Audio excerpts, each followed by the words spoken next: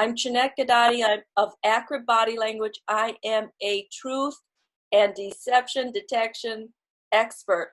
And Alan and Barb know that they just can't lie to me because I bust them up, right? And so what we're going to do today is we're going to cut to the chase.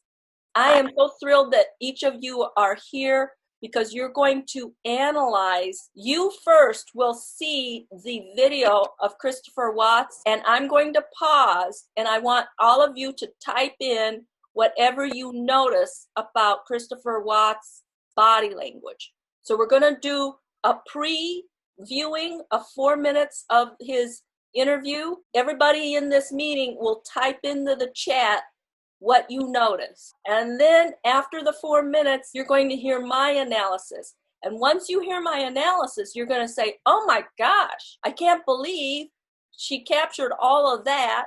And then these skills that you're going to learn, you can take immediately and practice on your spouse. I mean, your clients. Right? You'll see things as if you were babies because each of us were born body language experts. We just forgot our first language. Remember when we were kids and we did puzzles? So I'm going to pick a puzzle from this human body puzzle piece. This one piece. Can you kind of make out what this one piece is? No, not really. That's similar to one single body language gesture. It's only one gesture. Really, what developing body language is, you have to put multiple puzzle pieces or multiple hotspots together. Because what happens when you cluster the clues, then the image appears. Then you can truly see what the story is. But one puzzle piece is only that, one puzzle piece. So who's ready to start the analysis with a raise of hands? This is going to be exciting. I want you to carefully watch the raw footage. This is Christopher Watts, the Colorado killer, guy.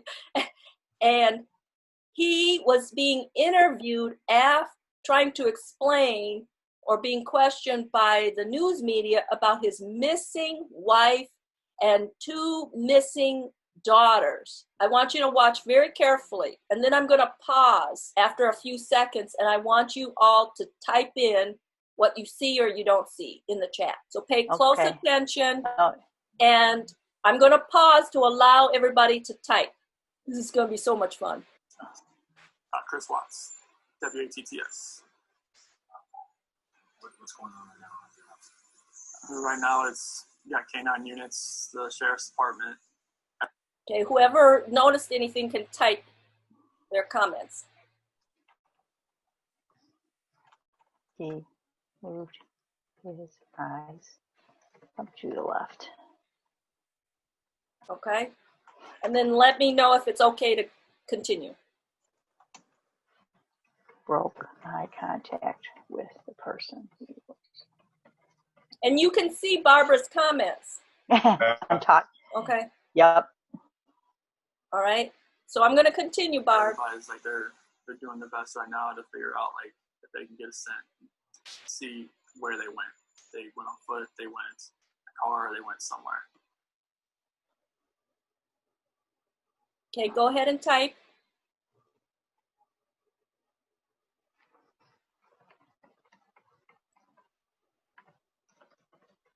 Right now, it's just like at one point they're going through the house trying to get a scent, and hopefully they can pick something up to where it's going to lead to something.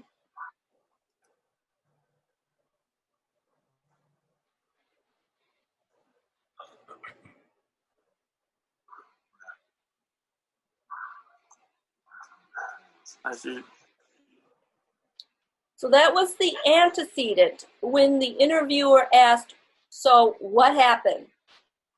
So my body language tip is, it's A, B, C. A is the antecedent, B is the behavior, and C is the clustering of the clues. The killer question is, so what happened? So if you noticed any of his body language within the next few seconds after that, feel free to type it in and we'll continue. Like, she came home from the airport at 2 a.m. and I left around 5:15.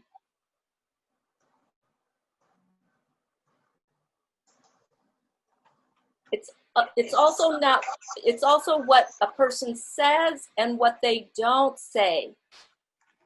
That is what is important to remember. What they don't say and what they don't do, considering the circumstances. She's still here. And like about 12:10 in that afternoon, her friend Nicole showed up at the door.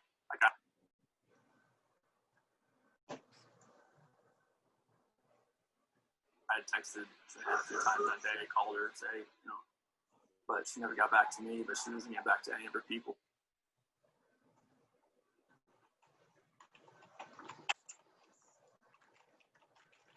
As well, and that's what really concerned a lot of people. Is like, she's not getting back to her. Like, she doesn't get back to me, that's fine. Like,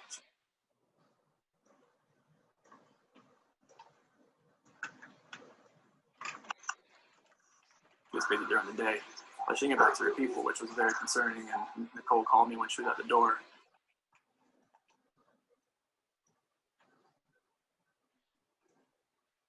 And that's when I came home.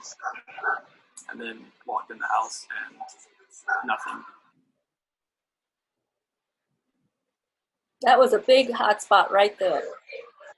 And I'll explain that if you didn't catch it. Spanish, nothing was here. Once again, he repeated the hot spot. And she wasn't here, the kids weren't here. Another big whopper hot spot. Oh, nobody was here. I said to Hannah. Bam, a hot spot right there. Bella and Celeste. Celeste.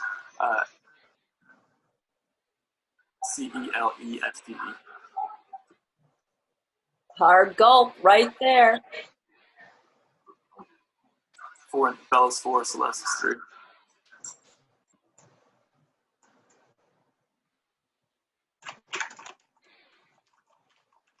So, I called her 3 times, texted her about 3 times. Not only notice the body language, but the vocal qualities in the voice. Just to you know, what's going on? Like, after I called her and texted her once, it's like maybe she was just busy. Like, she'd just gotten back. You know, like, everybody's probably calling her from her. Did you catch that nose touch? That's one puzzle piece. One puzzle piece. So everybody type in nose touch. That's one puzzle piece. Trip. She just got back from Arizona, and I figured that she was busy. But when her friend showed up, that's what it was like. It registered like, all right, this isn't right. Okay. So did you get a feel for him? All right. So now we're going to hear my analysis. Does anybody have any questions before we go to my analysis? Let's see what you wrote in the notes. How do I see your chat here? What kind of chat? Oh, okay, okay. Awesome. I'm so glad that people wrote some notes here. You're going to be amazed at what you see once I point it out in the analysis. So I have to make sure I share the right screen, right? Right, Barb? Mm-hmm. Okay, so do I stop share? And then just pick another file if you got a different file. It should be the same. Okay, type in the chat if you're ready to hear my analysis. Ready. Okay. Ready. Ready, Freddie? Okay, right now, here, I'll blow this up. The news guy is asking non-threatening questions. What's your name, right? And this is what all investigators do. They ask baseline questions that should be non-threatening. And your job as a body language reader is to notice how he looks during this baseline period. Chris Watts. Notice, in the baseline, non-threatening questions, he's able to give good eye contact, right? With a nod of heads, who agrees? Not a problem. TTS. He looks at the interviewer. What's going on? What's going on? That's the trigger question, people. So the moment he hears that, you see how he's looking at the interviewer? 5 seconds after the trigger question, you want to start collecting all of the puzzle pieces that you see changed from the baseline. So watch. The trigger question is the antecedent. Right now it's, yeah. What's he doing now? Looking away. So type in looking away. That's one hot spot. Okay. It's the sheriff's department. Look at his left side of his lip as he's talking. Saw a micro expression of disgust. It's the sheriff's department. He was saying sheriff's department. It's the sheriff's department. Did you see it? His lip is starting to curl right now. Department. And he says sheriff's And department. everybody's like they're doing their best right now to figure out like if they can get a scent, see where they went. They went on foot. They went in a car. He does a lot of shoulder shrugging. With a raise of hand, how many people notice his shoulder shrugs? And you want to pay attention to when he's shoulder shrugging. And also throughout the entire interviewing, he's rocking. He's rocking. These are called self-pacifiers. He's like babies like to be lullabied and rocked. Humans, when they're under distress, try to pacify. And everybody, mimic what he's doing with his arms. Okay, hug yourself. And the reason why I want you to mimic him, because then you will feel what he feels. So Frank and Joy and Barb, really, really pretend like you're Christopher Watts and hug yourself. And when you're with prospects, you want to mirror and match their body language when it's neutral or powerful. You don't want to mimic your prospects' distress body language, because you've got to be in control and the alpha. And if they see you hugging and rocking, they will think that you're under distress. You note it, and you figure out what can you do to improve your prospect's ease and comfort with you. Right now, he's hugging himself and rocking. They went somewhere. Right now, it's just like they've been on point. They're going through the house trying to get sent. He is hugging his body. His arms are very tight to his side. Now, I have to ask you, when the news guy asked, what's going on, and your wife or your spouse and your 2 little kids are missing. Okay, Alan, you be the news guy, and you ask me, Jeanette, what's going on? Jeanette, what's going on? What's going on, Alan? I can't find Joe. Joe's missing, and my kids are missing. I need your help, Alan. Please help me find them. Do you see the difference? Yeah. Does he say that? No. He goes on the long-winded trying to convince you, but in the situation where your spouse, your pregnant spouse, and your 3-year-old and your 4-year-old daughter are missing, wouldn't you say that immediately? Because that is the most important thing to communicate. Hopefully they can pick something up where it's going to lead to something. It's going to lead to something instead of it's going to lead me to find my family. Something. Something is a distancing word. and he uses multiple distancing words. You'll find out. What happened? He asks again, what happened? Long pause, because he's got to think about what lies he's going to tell. What happened? Long pause. Straight on to the interviewer. Now watch. And notice the tips of his ears and his neck are starting to redden beyond baseline color. We are noticing, oh my gosh, he's getting hot on his ears and his neck. You call them rednecks for a reason, right, Barbara? Rednecks. You see how much is right in front of our presence, but they go whoosh over our heads because we're not trained in body language and statement analysis, but we have to reclaim our fluency in our native language. We were born body language experts, and even in the womb, we were body language experts because we were consuming the tastes, sounds, and smells of our womb and our mother's nutrients. And research shows that when babies are born, newborn babies can identify correctly their mother. You see that? What's going on? Bam! I'm sticking my tongue out because I don't like that question. That is what a puzzle piece. He wasn't doing that any time before, but it happens to coincide with the trigger question. He sticks his tongue out.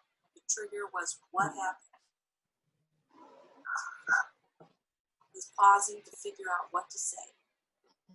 We're seeing it now, right? When we're doing the step-by-step analysis with a shake of hands. Mm-hmm. Yeah.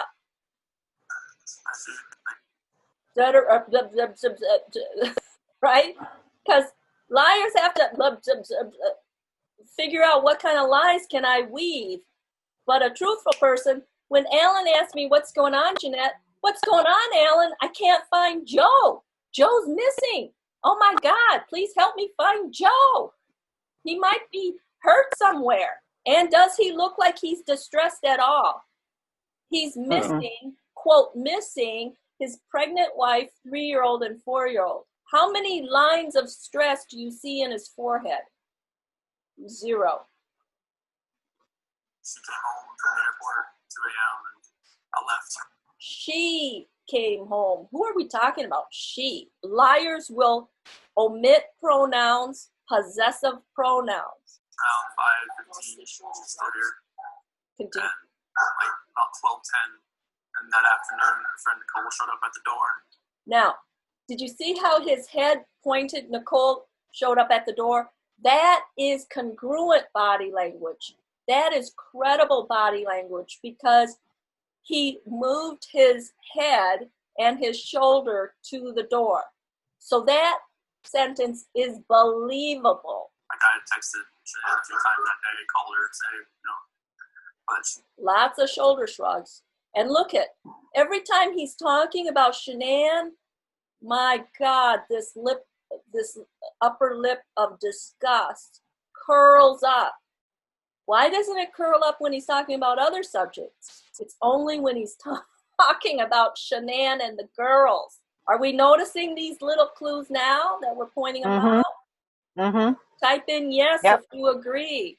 Yes. Yes. It got back to me, but she was. See, he's still doing it. My God. And notice, he's still using she. He didn't say who the heck he's talking about. John Bonet's mother did the same thing. John Bonet's mother used distancing language, the child, instead of my daughter. Get back to any of her people as well. And that's what really concerned a lot of people. Is like, she's not getting back to her. Like, she doesn't get back to me, that's fine. Like, she gets. You see all the shoulder shrugging? Mm-hmm. Is that obvious? During the day.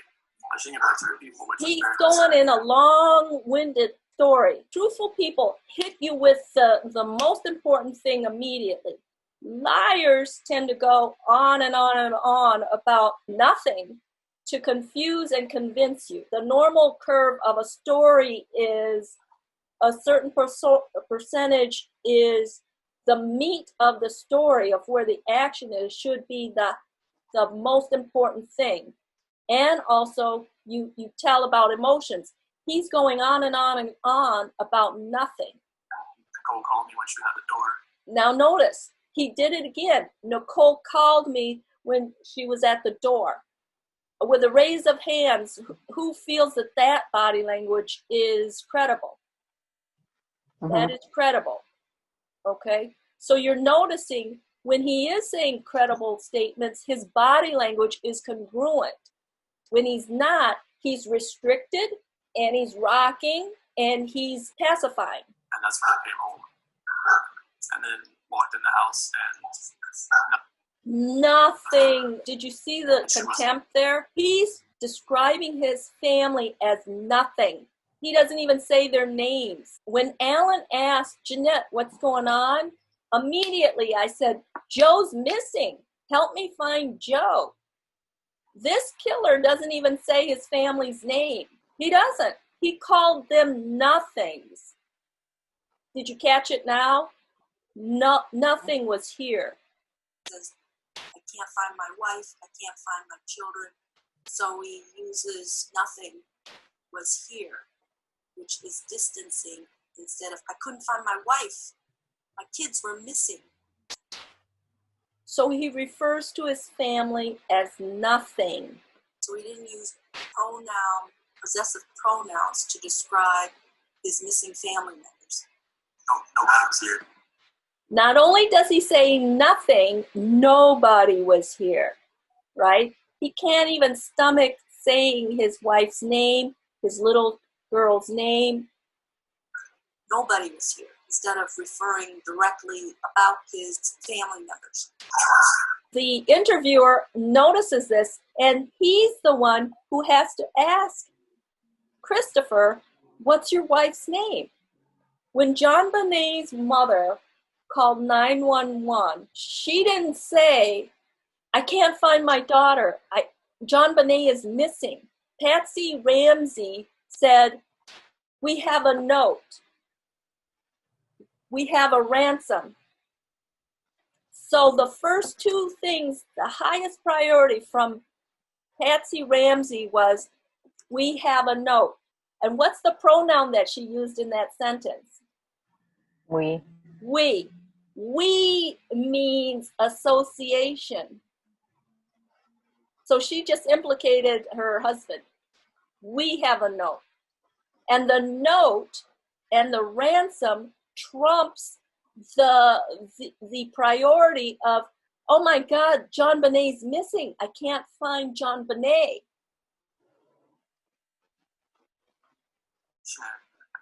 Notice. So it took 1 minute and 17 seconds where he was forced to say his wife's name. He did not volunteer the name. The interviewer had to say, what's your wife's name? Because he didn't utter it. And when he said Shanann, his lip curled up in a sign of disgust. Type in the chat if you could see his lip curl. He did it multiple times. Nobody was here. He keeps referring to his family as nobody. I said to her, Notice, oh my God, right after he spelled his wife's name, what is he doing? Type in what you see him doing. Sorry. Okay. What is that? That's a hotspot clue. Right there, the timing of this tongue thrust, when he was forced to spell out his wife's name that he did not volunteer. What do we see? Everybody mimic what he's doing. All right? The reason why I have you mimic it is because then you feel what he's doing, so you get a sense of what he might be feeling. But don't do this if your prospect is sticking out his because you want to give them something where they will be happy. Did you see that? He stuck out his tongue after he said his wife's name. Sure. See that? Stuck out his tongue after he had to say his wife's name, which he didn't volunteer. Ella and Celeste. Ella and Celeste. Notice the look. Look at this father's face when he was forced to say his daughter's two names. Did he volunteer their names in 1 minute and 23 seconds? No. Look at that face. Does that look like a man who wants his children back? Look at the eyes. Mm-hmm. Uttered his Yeah, daughter's the eyes are. Ella And look at, he's got a beard, but this lip is going up in a side, left side of contempt, people.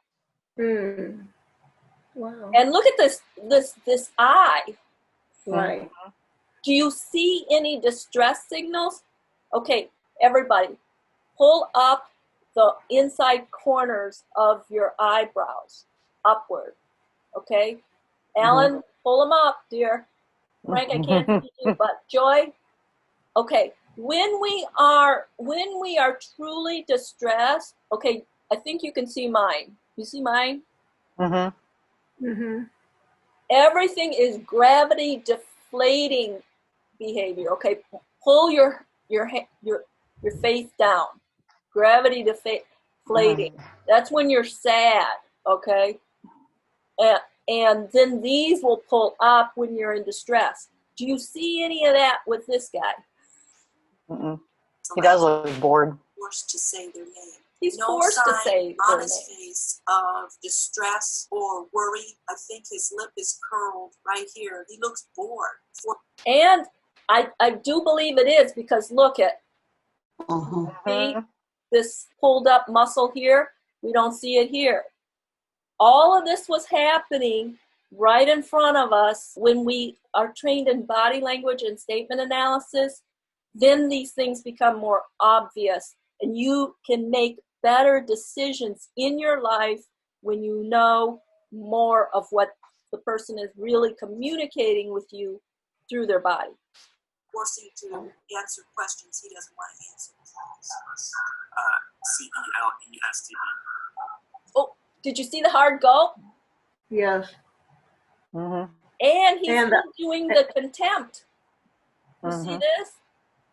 Okay, with your own lips, do an asymmetrical contempt look, depending on if you're left-sided or right-sided. Alan, let me see that contempt. Barbara? Tony? Who else? Dennis? You see how your cheek is pulled up? Barbara, let's see it again. That's what this fella is doing right here with the hard gulp. Now, everybody, hard gulp. Gulp. He doesn't like being asked about his daughters. Hard swallow there. Look at how red and warm his ears are. And that red neck. And his veins are starting to pop in his head. See that? Oh, yeah, right here. Right there, yep. You see how from head to toes, the body always shows the truth. Swallow there after he spelled his daughter's name, Celeste. And all throughout, has he even asked, hey, my family's missing? I can't find my family. Please help me find my family. I fear for their safety. No. Ella's 4, Celeste is 3. Oh, my God. Again, after he said his girls' names. We saw him stick out his tongue when he had to spell his wife's name, but oh, my God. He even feels this way with his 4-year-old and his 3-year-old beautiful, beautiful little girls.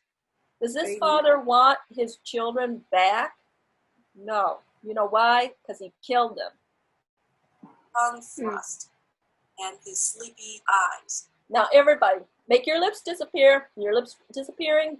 Dennis, how about you? When we don't like what we hear, our lips disappear. His lips are disappearing when he's talking about his kids. Disappear, doesn't like what he hears.